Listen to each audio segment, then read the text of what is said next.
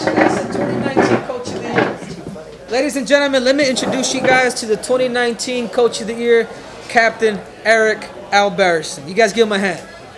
Let me get my glasses so I can see better. There we go. That's right. Coach, at what point did you realize you had something special with Henry? How did you guys hook up?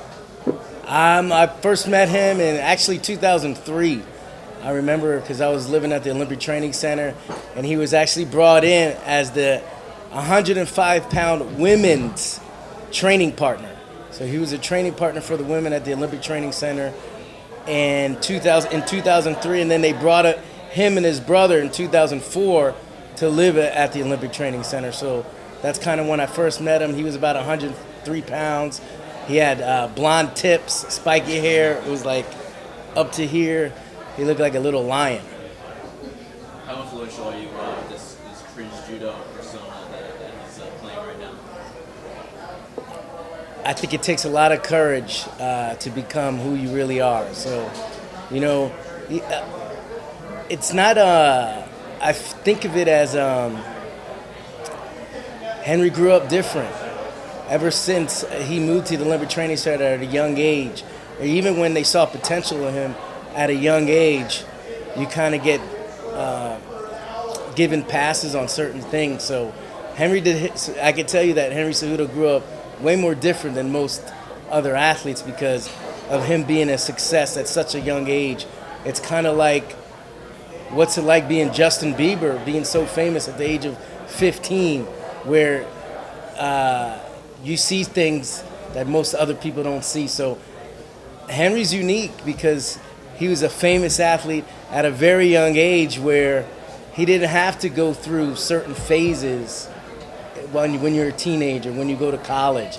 It was always kind of having fame at a very young age. So that's what you're just seeing. You're just seeing him coming into his own. And it's not like, it's really him, but it's not like, I would say it like this, and I don't know if he's gonna like it, but like when talking to girls, like most every girl that ever comes in, he's already in, you know, like people are gonna laugh when they're with you because they know who you are already. Like if he says a joke, even if it's corny, everybody in the room laughs, and that's what he hears all the time. Well, if you grab the guy next to me and have him say the same thing, nobody would say a word.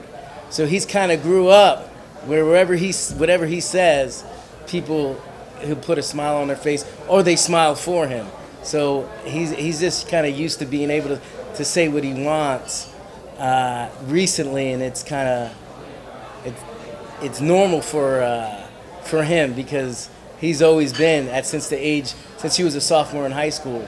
He's always been people have looked up to him. He's always been number one, really. Do you know when he decided to kind of show that persona publicly, his real personality publicly? Yeah, because I was in Brazil with him at the Pitbull Brothers when I showed him what Chael Sonnen said, and he had a big old rant about it, and I showed it to Henry, and he was just like, okay. And then I said, let's call him up. Let's call up Chael. Let's get it.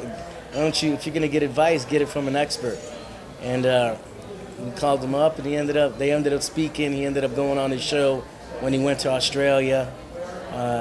Did like 30 minutes with him. So, you know, Chael's been a big influence in Henry as far as letting himself, as far as him becoming himself.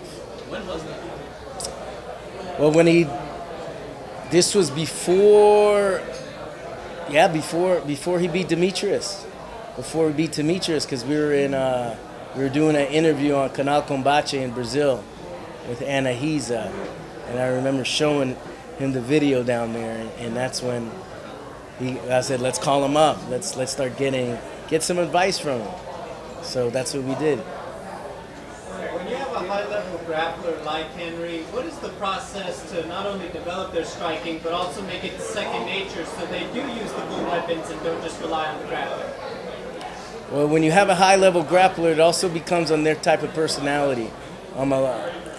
He could have went the complete other way like a Ben Askren or a John Fitch and just take you down and smother you. But like Henry said, he's always been an entertainer. He likes to put on a show, and that's what you're seeing now, and that's why he's going out and knocking people out in 32 seconds.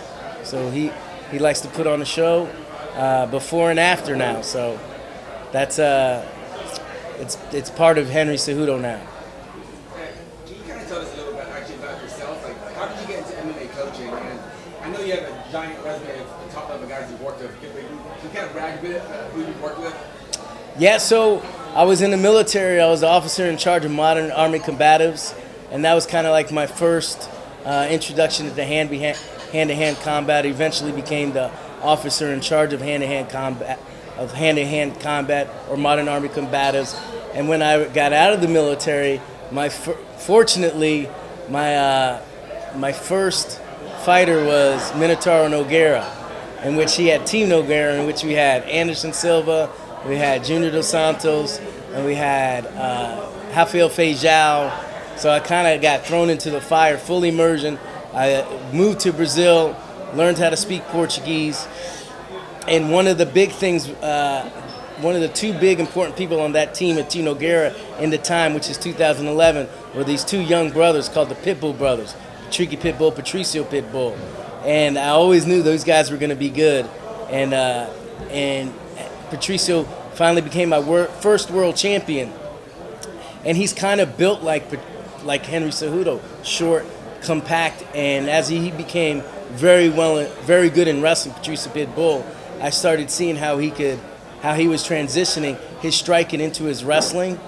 And I called up Henry. This is even before Henry was in the UFC. I said, you need to come down here and start training with the Pitbull brothers, because I think Patricio Pitbull's style is perfect for you. And eventually he finally came down. I believe it was before we fought Wilson Hayes.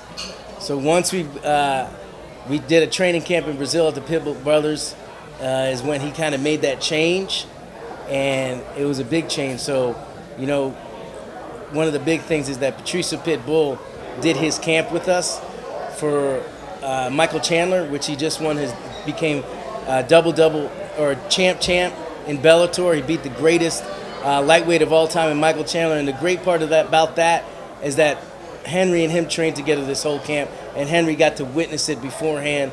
So Henry feels motivation from watching Patricio Pitbull accomplish what he's going to accomplish on June 8th. So that was a big thing, is getting these two champions together, lions training with lions, iron sharpening iron.